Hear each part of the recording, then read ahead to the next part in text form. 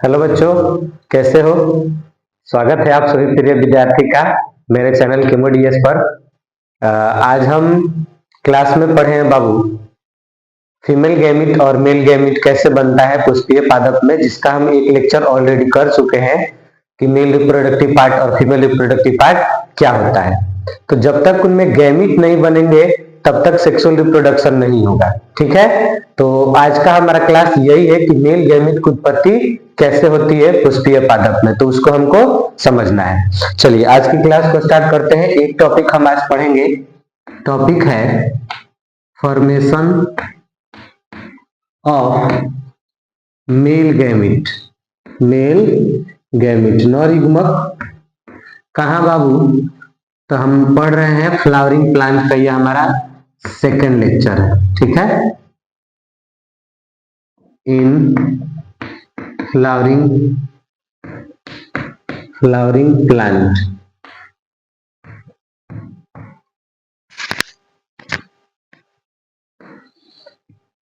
पुष्पीय पादप में मेल गैमिट कैसे बनता है, चलिए देखिए यहां से कैसे होगा। सबसे पहले तो मेल गैमिट जो बनता है वह बनता है परागकण से, पॉलिन ग्रेन से। किससे बनता है? पॉलिन ग्रेन से। पॉलिन ग्रेन कहाँ पाया जाएगा बाबू? तो इसके अंदर पाया जाएगा। ये है पॉलिन ग्रेन। ये पूरा जो स्ट्रक्चर बनाए हैं ये स्टेमेन है। क्या है? स्टेमेन है। इस स्टेमेन के तीन भाग होते हैं। ये होता है एंथर, ये होता है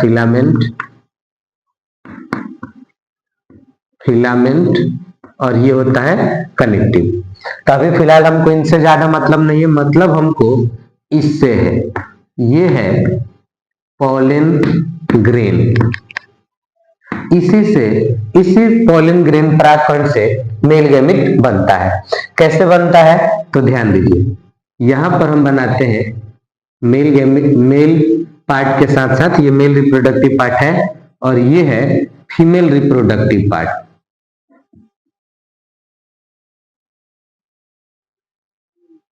फीमेल रिप्रोडक्टिव पार्ट जिसको हम बोलते हैं कार्पल।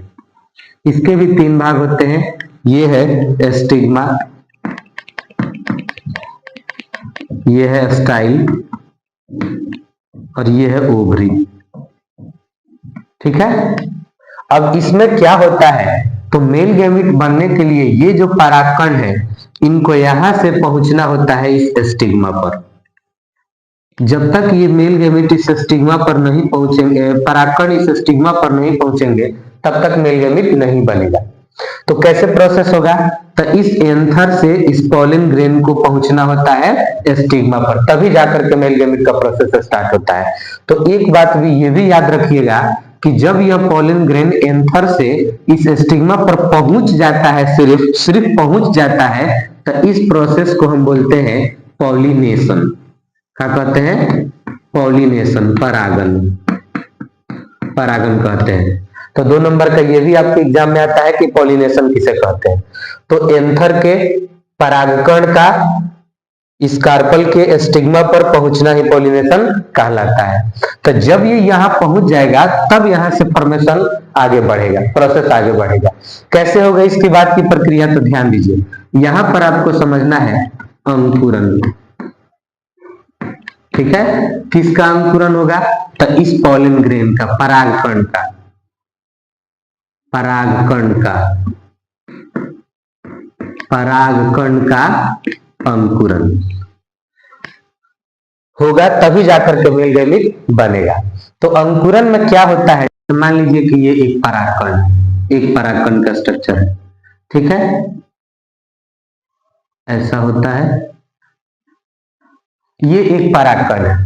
तो इस परागकण में इसका जो केंद्रक है यह स्वतः दो असमान भाग में बढ़ जाएगा। असमान का मतलब होगा कि एक बड़ा होगा और एक छोटा होगा। तो मान लीजिए कि ये दो असमान भाग में बट गया, एक छोटा और एक बड़ा। तो ये जो बड़ी वाली केंद्रक वाली कोशिका होगी इसको हम बोलेंगे ट्यूब न्यूक्लियस। या इसका दूसरा नाम होता है वेजिटेटिव न्यूक्लियस, वेजिटेटिव न्यूक्लियस। और ये जो छोटा वाला केंद्रक बना है ये कहाँ से है बाबू? दोनों तो इस परागकण में विभाजन हुआ, इसके केंद्रक विभाजन हुआ, इसके दो केंद्रक बने, एक छोटा और एक बड़ा। ये है बड़ा और ये है छोटा, आकार भी बना दिए है उसी तरह से ताकि आपको समझ में आ जाए। तो यहाँ पर ये जो छोटा केंद्रक है इसका नाम होता है जेनरेटिव न्यूक्लियस, जेनरेटिव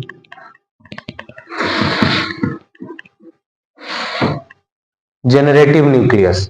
ठीक है, जेनरेटिव न्यूक्लियस।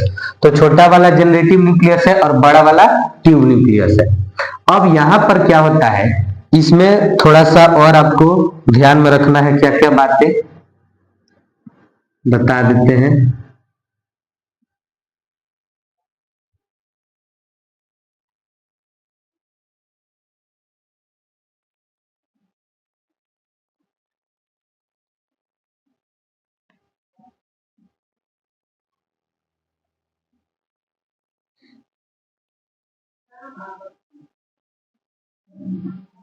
ये है बाबू जेनरेटिव और ये है ट्यूब न्यूक्लियस। तो अब यहां पर हमको ये बात याद रखना है कि इस ट्यूब न्यूक्लियस में पुनः विभाजन नहीं होता है और जेनरेटिव न्यूक्लियस में पुनः विभाजन होता है। तो दो बात याद रखिएगा ये वाला। अब ये विभाजन का क्या फंडा है तो इसको जान लेते हैं। यहाँ पर ये जो है इसकी दो गो बाहर वाला और अंदर वाला दो गो दीवार होता है। तो इस बाहर वाले आवरण को हम बोलते हैं एक्साइन, अंदर वाले दीवार को बोलते हैं इंटाइन। तो ये याद रखिएगा कि इस परागकण में इनके स्ट्रक्चर में भी क्या होता है, तो दो दीवार होता है, बाहर वाला एक्साइन होता है और अंदर वाला इंटाइन होता है। अब इसमें जहां पर इस तरह का होता है तो यहां से इंटाइन ये कमजोर होता है थोड़ा सा। तो कमजोर होता है तो ये यहां से ब्रेक करता है कहीं से भी, जैसे हम यहीं से भी बना देते हैं, यहां पर एक डायग्राम ड्रॉ कर रहे हैं।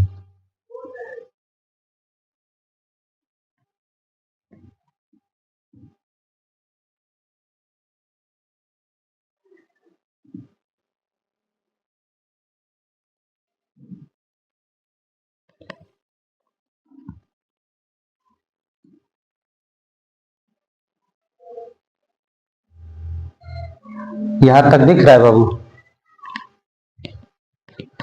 ठीक है, दिख रहा है।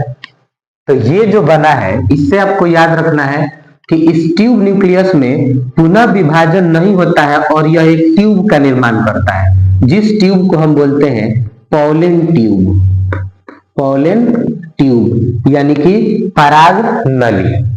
अब ये जो है जेनरेटिव न्यूक्लियस इसमें पीछे पीछे आता है, पीछे पीछे आता है इसी ट्यूब न्यूक्लियस में, और आगे चल के यह दो भागों में बट जाता है और बट करके यही मेल गैमिट का निर्माण करता है, मेल गैमिट का निर्माण करता है। तो इस प्रकार से दो मेल गैमिट बन जाते हैं। अब ये हो गया बाहर का स्ट्रक्चर, इस तरह से होता है। ठीक है, इसको बना लेना है। तो मेल गैमिट हमारा बन गया। हम पढ़े मेल गैमिट फ्लावरिंग प्लांट में कैसे बनता है, तो प्रोसेस को पूरा डायग्राम ड्रॉ हो गया है, एक बार फिर से रिपीट करते हैं। ये है स्टेमन, ये है एंथर, यहां से परागकण पहुंचा है इस स्टिग्मा पर, जहां जाकर के इसका अंकुरन हुआ है। अंकुरन के फलस्वरूप इसका केंद्रक जो होगा दो असमान भागों में बढ़ जाएगा, एक बड़ा और एक छोटा। तो बड़ा वाला केंद्रक में पुनः विभाजन नहीं होता है और यह एक ट्यूब का निर्माण करता है जिसे पोलन ट्यूब कहते हैं। और छोटा वाला केंद्रक में पुनः विभाजन होता है और यही जेनरेटिव न्यूक्लियस आगे इसके आगे इस ट्यूब में जाकर के और मेल गैमिट का निर्माण करता है। तो यहाँ पर एक चीज और समझ लेते हैं, मेल गैमिट तो बन गया, अब ये पोलन ट्यूब जाएगा कहाँ? ठीक है, तो ये यहीं से ना बना है बाबू पोलन ट्यूब, यहां पर था तो पोलन ट्यूब का निर्माण यहीं से हुआ होगा। तो इसी का एक और हम डायग्राम ड्रॉ कर देते हैं। यहाँ पर देखिएगा जरा,